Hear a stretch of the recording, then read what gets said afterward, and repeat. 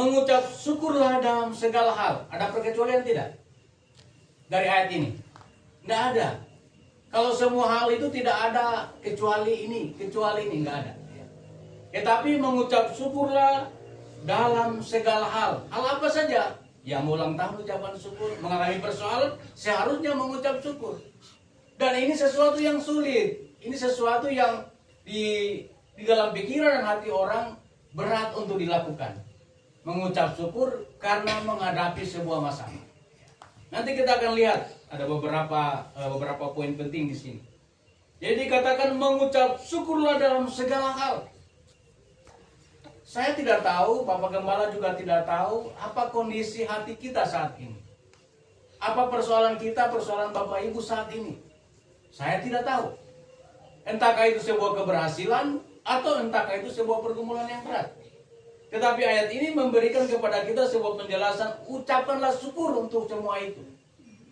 Entah saudara sekarang lagi mengalami kebaikan Tuhan yang sangat luar biasa, naikkan ucapan syukur.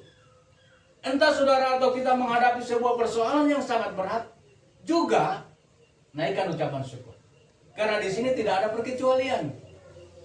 Karena dikatakan dalam segala hal. Ya. Silakan mungkin kita mencatat hal apa saja itu. Mungkin akan banyak catatan kita mengenai ucapan syukur yang kita lakukan. Termasuk malam hari ini.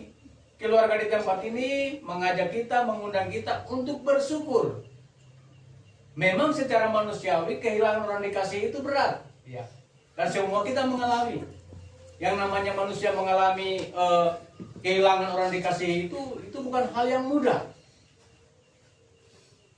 Tetapi di dalam kehidupan orang percaya, Tuhan memberikan sebuah pesan kepada kita bahwa ucapkan syukur. Dan itu yang saya yakini malam hari ini dikerjakan oleh keluarga. Mengapa mengundang kita untuk bisa bersyukur bersama-sama, mengingatkan bahwa kehilangan orang yang dikasihi itu bukan sebuah persoalan, tetapi menaikkan syukur kepada Tuhan karena Tuhan sudah melakukan sesuatu yang besar atas keluarga itu.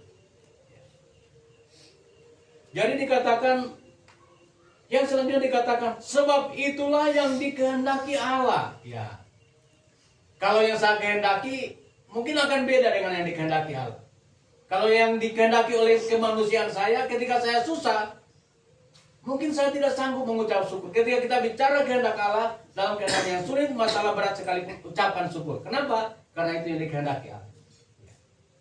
Tetapi kalau mau ikut apa yang ada di hati manusia saya, atau kemanusiaan kita, ketika kita sedang ditimpa oleh masalah berat, mengucap syukur itu juga kadang-kadang rasa berat sekali. Ya.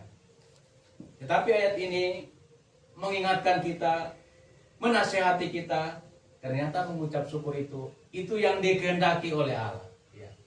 Artinya bukan kehendak kita ketika kita menaikkan ucapan syukur atas semua hal, entah itu sesuatu yang baik, atau entah itu persoalan masalah yang sedang kita hadapi, ucapan syukur, karena itu yang dikehendaki Allah. Nanti kita akan lihat, kenapa sih sampai kita harus mengucap syukur atas sesuatu yang berat sekalipun, dan itu yang menjadi kehendak Allah. Bapak Ibu, saudara-saudara yang dikasihi Tuhan, memang tidak mudah, sekali lagi, tidak mudah. Dan saya sudah mengalami, saya pikir semua kita mengalami masa-masa yang sulit dalam hidup kita.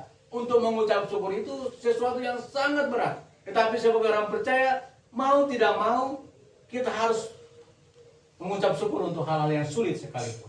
Ya. Apalagi berkaca dari kehidupan orang-orang yang yang ditinggalkan oleh orang yang dikasihi, itu sesuatu yang sangat berat dan tidak mudah. Mungkin semua kita pernah mengalami hal seperti, termasuk saya pun mengalami hal yang sama. Ditinggalkan orang yang dikasihi itu tidak mudah. Tetapi harus belajar melihat bagaimana kalau kita tahu bahwa itu kehendak Tuhan, mari kita lakukan. Lalu pertanyaan yang kedua adalah, mengapa Allah menghendaki ucapan syukur kita? Nah, ini poinnya. Kenapa Allah menghendaki ucapan syukur kita? Ada 3 catatan saya di sini. Yang pertama adalah, karena dengan ucapan syukur itu sama artinya kita membangun relasi kita dengan Tuhan.